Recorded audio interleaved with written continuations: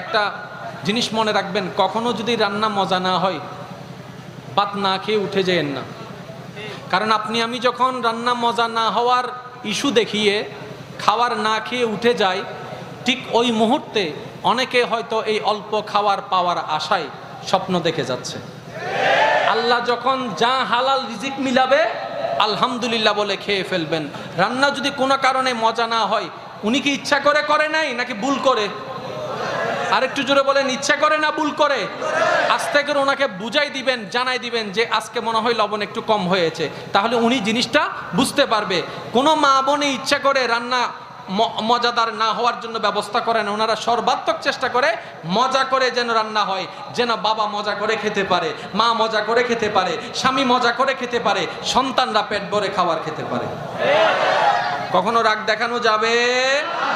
ওই আমার মা বোনেরা রান্না যখন শেষ করার পথে ওনারা একটা কাজ করে,